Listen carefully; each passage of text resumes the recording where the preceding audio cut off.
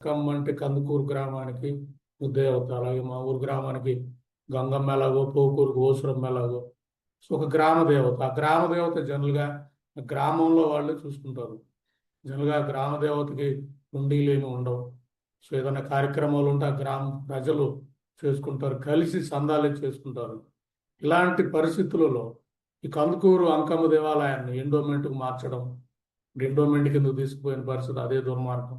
ఎప్పుడైతే ఎండోమెంట్కి వెళ్ళిన పరిస్థితితో దాంతో ఎండోమెంట్ ఇన్వాల్వ్తో గ్రామ కమిటీలు, గ్రామం తాలూకా సెంటిమెంట్లు ఏమీ లేకుండా ఆ రోజు మైదర్ రెడ్డి గారు వెళ్ళిన విధానం చెప్పాలంటే, సో దేశ మూల సంస్కృతి, గ్రామ సంస్కృతి వేరు. సో హిందూ సంస్కృతి వేరు. హిందూ సంస్కృతికి ఇది ఒక భాగం.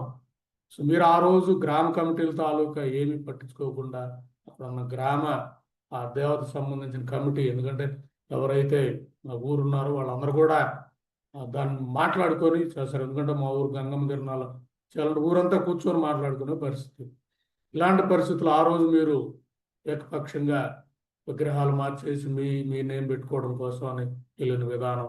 ఈరోజు ఈ ప్రభుత్వం కూడా అదే విధానంతో, ముఖ్యంగా అక్కడ ఉన్న ఏదైతే ఉన్నాయో వాటి మీద ఏదైనా తీసుకునే ముందు అట్లీస్ట్ ఆ గ్రామ కమిటీకి సంబంధించిన, గ్రామ దేవతకు సంబంధించిన కమిటీ మీద మాట్లాడే పరిస్థితి లేకుండా ఏకపక్షంగా ఇచ్చేసే విధానం చూస్తూ ఉంటే దుర్మార్గం. ఎందుకంటే జనరల్గా రాజకీయాల్లో అవినీతి జరుగుతూ ఉంటాయి, ఎందుకంటే ఈ పాతరం రాజకీయాల్లో. బట్ అట్లీస్ట్ గ్రామ దేవతలకు సంబంధించిన విషయాల్లో అన్నా కూడా ఎందుకంటే కొద్దిగా భయపడే పరిస్థితులు ఉంటాయి. సో అది కూడా లేని పరిస్థితి మనం కందుకూరు ప్రాంతంలో చూస్తున్నాం అంటే దురదృష్టం అని చెప్పాలి. ఇక్కడ ఈ ఈ ఈ పరంపరలో ఒక 20 షాపులు, 30 షాపులు వచ్చినప్పుడు ఈ టెండర్ ప్రక్రియ నడుస్తుంది. ఆ షాపులన్నీ కూడా తమ పార్టీలోకి ఇచ్చుకునే విధానం.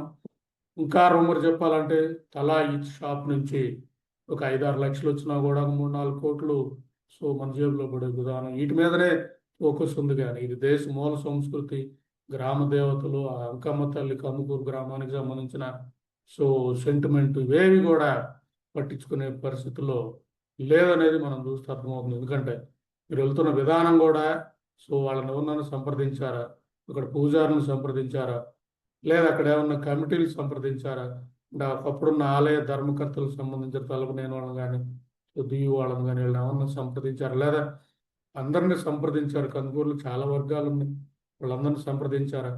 ఏవి సంప్రదించకుండా టెండర్ పిలిచేసి ఈరోజు ఈ టెండర్ పిలిచారు, రేపు మిగతా ముందు ప్రాంతం కూడా ఖాళీగా ఉంది కాబట్టి కాంప్లెక్స్ కట్టేస్తాం అంటే దొరుకుతూ ఉంది. అంటే ఏమన్నా మిమ్మల్ని ఆదాయం కావాలని గుడి ఏమన్నా అడిగిందా? సో గుడికి ఏమన్నా ఆదాయం వచ్చే పరిస్థితి ఉందా? అసలు ఎండోమెంట్లు ఈ గుడి ఎలా తీసుకుంటారు? ఒక గ్రామ దేవతను ఎండోమెంట్లు తీసుకున్న పరిస్థితి నేను ఎక్కడ చూడలేదు.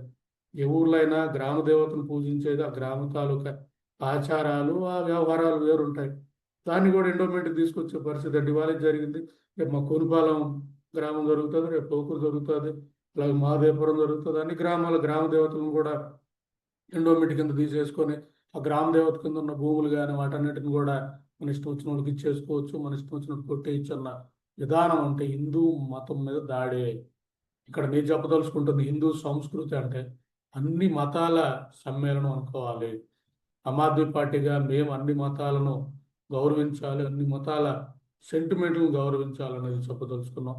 ఈరోజు ఇక్కడ జరిగింది, రేపు ఇంకో మసీదు కూడా ఇదే జరిగే పరిస్థితి వస్తుంది, ఎల్లుండి ఇంకో చర్చిని కూడా ఇదే జరిగే పరిస్థితి వస్తుంది. కాబట్టి ఈ దేశ మూలవాసులుగా మన మన దేశ కల్చర్ని, మన గ్రామ కల్చర్ని సో రక్షించుకోవాల్సిన బాధ్యత మనందరి మీద ఉంది. కాబట్టి దీన్ని ప్రతి ఒక్కరు కూడా కందుకూరు ప్రాంత ప్రజలప్పుడు కూడా వ్యతిరేకించి 24 జరుగుతున్న టెండర్ని వ్యతిరేకించాల్సిందిగా కోరుతున్నాం.